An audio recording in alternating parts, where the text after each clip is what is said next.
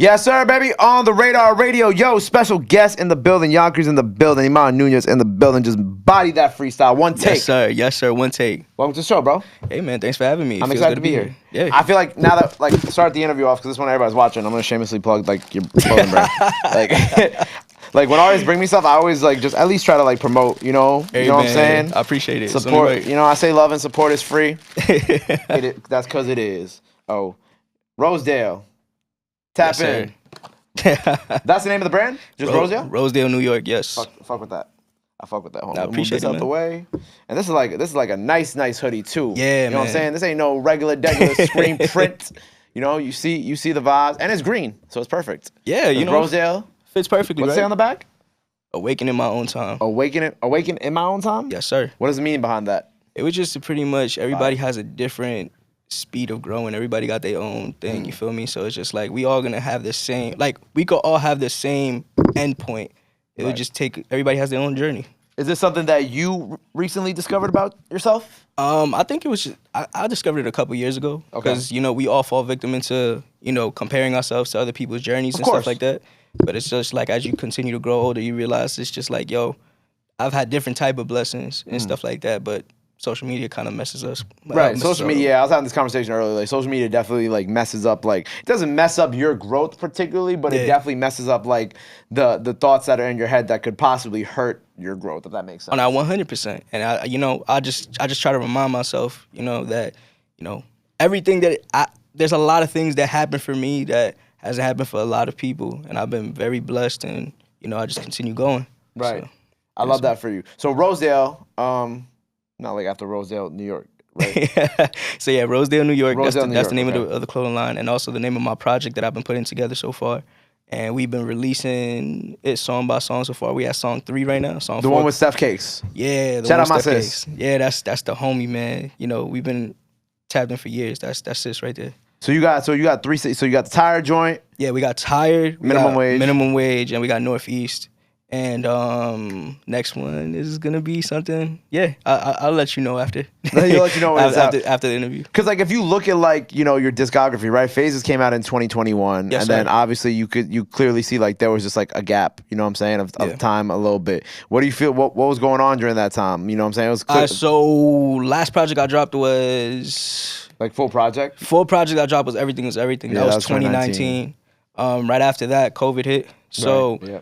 during COVID, I was like, all right, I'm not dropping no projects. I'm just gonna drop singles, and Okay. that's why I would drop like 2 packs. So during that time, I dropped one of my biggest songs called "The League" with Proud of Mama, and Shout out Proud of Mama. Facts. Big shout out to Proud of Mama.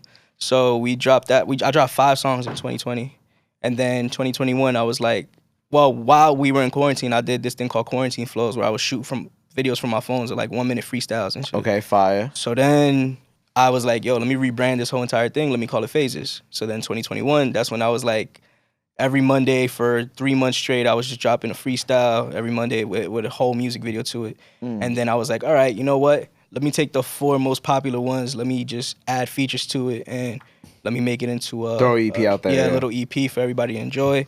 So then that's when we dropped that. And then I was like, all right, cool. I've been working on Rosedale ever since. So I was just like, all right, let's bring this out. And we done with the little EPs, the little 2 packs. Let me just drop song by song. And then once every single song from Rosedale is out, I'm gonna put it all together into the project so people could just, stream it just like that without having to search. So the reasoning behind you dropping every song off Rosedale, like, just because you kind of like did something like that before? Or Nah, like, this was my first time. Well, I think I learned from Quarantine Flows and Phases and all that type of stuff because I started realizing how, there would be new people every single time. Like my Instagram following jumped from like 6,000 to like 9 at one point, and then 9 to 12, and then go Right. down a little, all that type. Like it was from the consistency of just dropping so much. So I was like, yo, we're in a different time. Like the way music is consumed nowadays, let me just do it a little different. Attention spans go by fast. If I drop a whole project right now, people will probably talk about it for what, like 2 weeks, a month at most. yeah. And then it's just like, all right, cool. So what if I just drop a song at least let me drop 1 or 2 every single month? And it was just like, okay, once they're done with this one, on to the next one. Let's go. Let's drop another one. Oh, let's drop another one. And every single song has a video to it as well. So it's like it's just giving it enough time to let it breathe, and then we just go on to the next thing. And then once every single song is out, it's like, all right, cool, I got it all together. It just keeps the conversation going and spreading out a project instead of just giving them for just a little bit of time. So that was something that I learned, and it's worked to my benefit, honestly. Interesting. Yeah. I feel like not every artist could get away with that. But, Oh, absolutely not. But like if you already like I said, like because it's like a certain precedent that you set as an artist, like like. I mean, maybe someone like a Kendrick Lamar probably maybe could get away with that. But like if you're like mostly like a project like type of artist, like I feel like you can't get away with that. But if you already kind of like have like if people who listen to your music and your fans already kind of have like that idea, like oh he's gonna drop like singles X amount of every 3 weeks, whatever the case may be, then I guess you already set that precedent with them, so they already get it, and then when the project comes together, it comes together. And the cool thing is that I'm dropping in the order of the track list, so it's like, so I'm really giving you the project just a different way. That way, it's like each song can actually stand on its own in a sense, instead of it just being overlooked over just a whole project. Nobody want to. It's weird, man. I'm somebody who admires projects. I love. Right, me too. I love projects. Right. Because it shows me this true artist out of everybody. But it's like nowadays it was just like, all right, let me see if there's a way that I could just still give them the quality of what I want to give them, still give them the art like the whole way, but just deliver it a little differently. So I was like, and I'm constantly learning so much of what's working, what hasn't worked, and all that type of stuff, and just adjusting as we go. So far it's been great, and I'm excited to just continue the consistency. What's the one thing that really didn't work? Well, that really didn't work? What was something that didn't work? Man, when I didn't know what type of artist I was at one point, I was just dropping songs that I know, like talking about stuff I wouldn't, like I'm not even like that or anything, just trying to be something that I wasn't. And that was early on figuring that out. And then I realized that it was just like the songs that was sticking out the most was the ones that I was being completely honest in. And the one, because people could see right through that shit.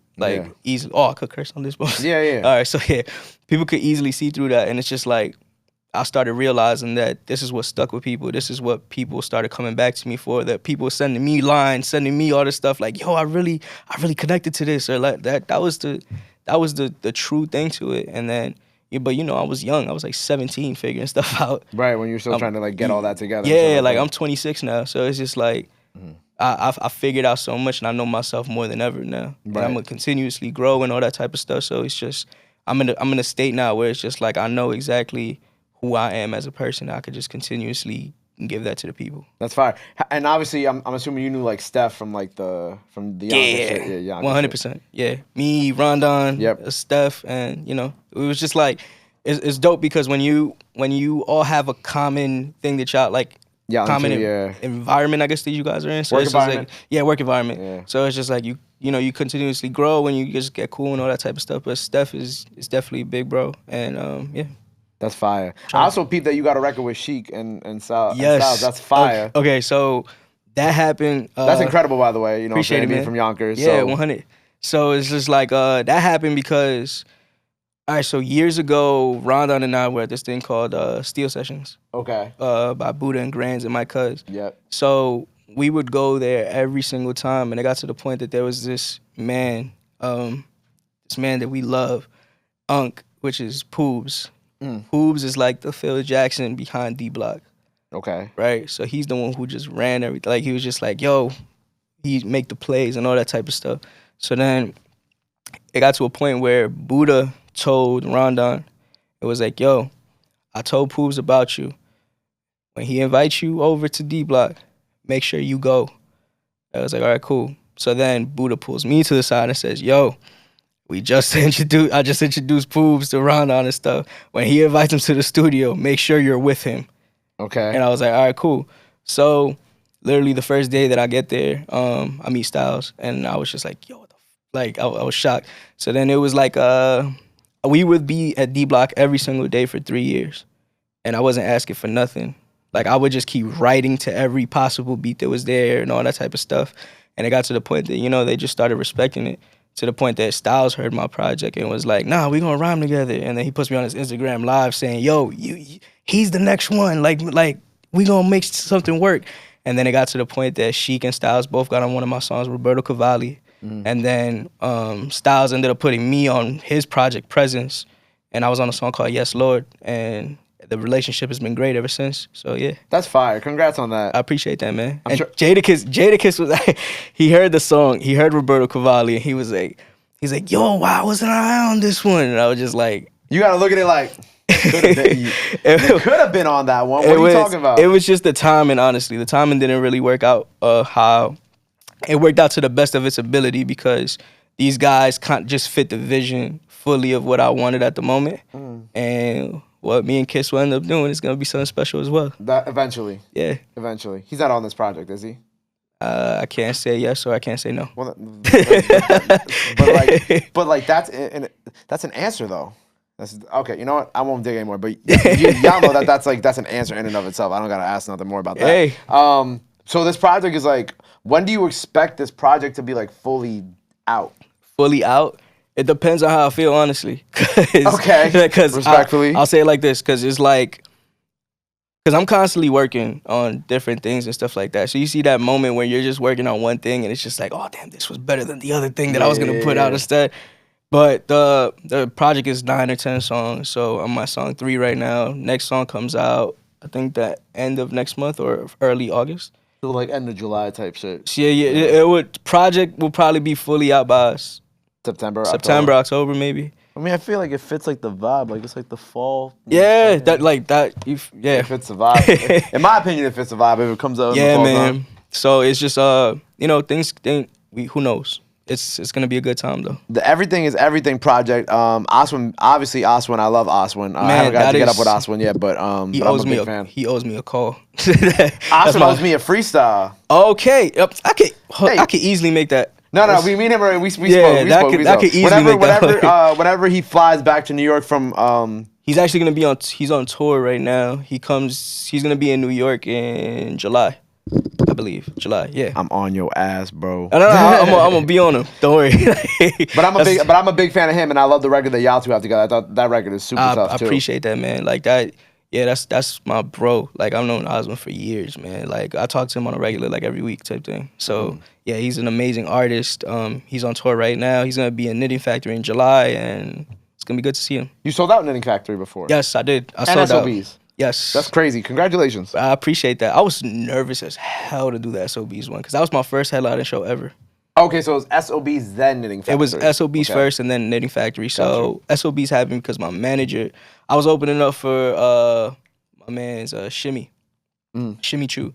And somebody at SOBs was like, yo, Iman's really good on stage. Do you think he could do this? And then my manager's like, he could sell this out. I'm like, so he pulls me to the side. He was like, all right, yo, I got your SOB show, your headliner. I'm like, word, finally? He was like, yeah, but you got to sell it out, though. I'm like, wait, what? He was like, yeah, no, don't worry, you can do it, though. So the way that I did it, I literally asked for every single physical ticket, and I literally hand-delivered physical tickets to everybody that went to the show. And wait, so how did they buy them? I literally took all the physical tickets, and they would give me the money, and I'll take the money back to them.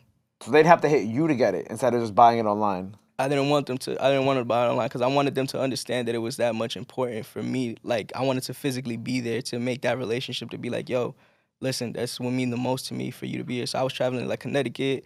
I was going to like Jersey. Okay, but what if somebody from like California buys a ticket? Then what? You just wait till they fly out here and go the day of? That wasn't the case, so who knows? But what was the furthest you traveled to deliver a ticket? Maybe Connecticut, Pennsylvania. I almost went to Rhode Island, but I didn't. But yeah, it was like around there. So like, bro, it was a lot. The person from Rhode Island, did they come? No, he didn't. Oh damn, he didn't.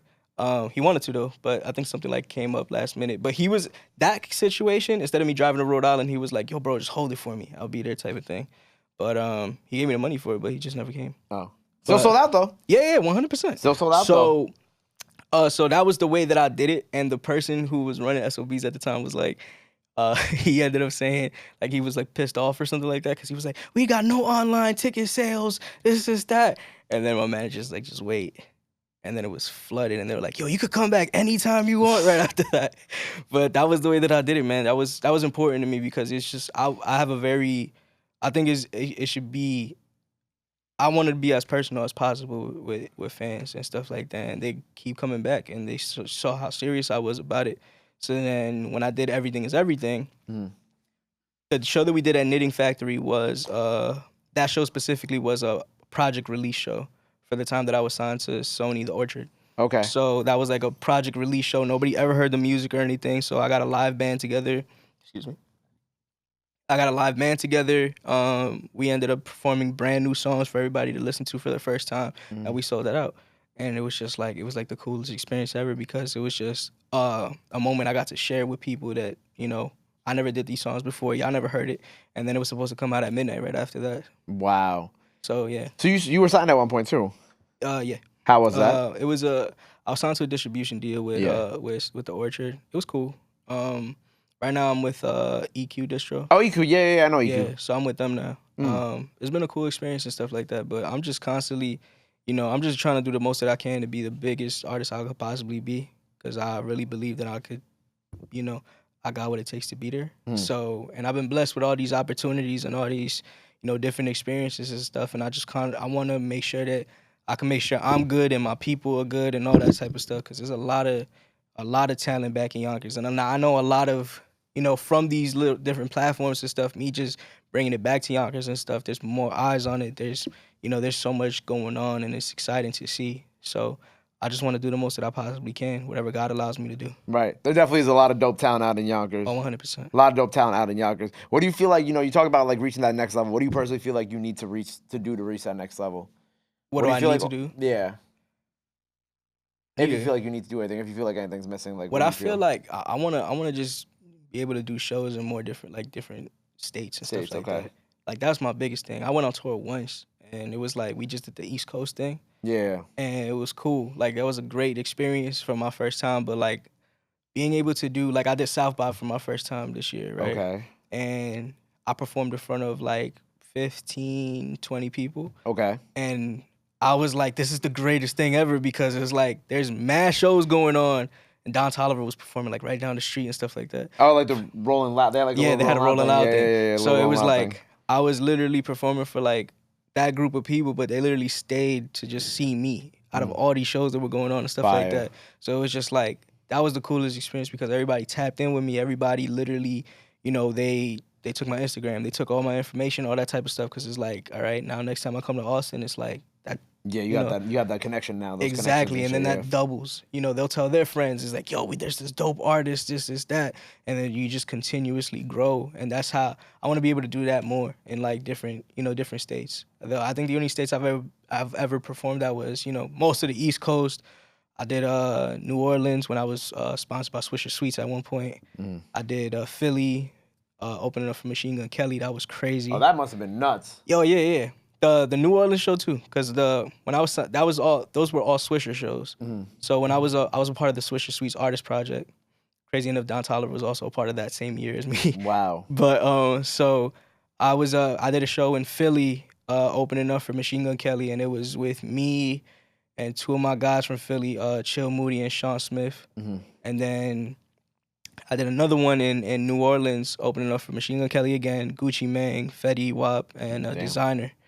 And Don Toliver was also on that thing as well, but he couldn't make it because Astroworld was going crazy at that point. You know, I was able to do that. I'd done Cali before, I'd done Texas now, and it's just like Virginia, all these like different places. Like I just want to be able to just do so much more different states and stuff like that. So I've just been looking into trying to make that happen as much as possible. Word. So hopefully coming soon. Yeah, for sure, 100%. Like it's already written. It's just about timing now. So Rosedale is on the way. Oh, 100%. Album. Yes, sir. Full album is on the way. Yes, sir. Couple singles out now. People could go check out. Yes, sir. The first 3 songs off of Rosedale are out right now. We got Tired, produced by Rondon. We got Minimum Wage, and then we got Northeast featuring Steph Cakes, and produced by Rondon and my cuz. So yeah. Fire. Before we sign off here for the day, let the people know where they can follow you at. Anything else you want to let them know? The website where they can get this dope ass hoodie. Oh, I'm about to knock down these headphones. Yep. The website where they can get the dope ass hoodie, all that good stuff. This hoodie right here. Yeah, for sure. So you can get that at RosedaleNewYork.com. We drop in shirts next. I'm wearing one of them right now, actually. Fire. Appreciate it. And then that comes out soon. Nobody knew about that, so They found out on the radar, I guess. Dope. But yeah, you can follow me at Only One Iman on all social media platforms except TikTok. TikTok is Iman Nunez. YouTube, Iman Nunez. Music, Iman Nunez. And yeah, man, just tap in. We doing some great things. And I'm excited for everybody to tap in with more things, man. We just getting started, really. Word. Well, make sure you go follow him, Rosedale. The full album, singles are coming out slowly, but Rosedale, the full album is on the way. More merch on the way, as you can see. Go check that out, RosedaleNewYork.com, Yes, right? sir. RosedaleNewYork.com. Go check that out. Go follow him. Go stream his music. Go show him love. Go show him support. Love and support is free. 100%. Till next time, Iman Nunez on the radar. My guy, appreciate you.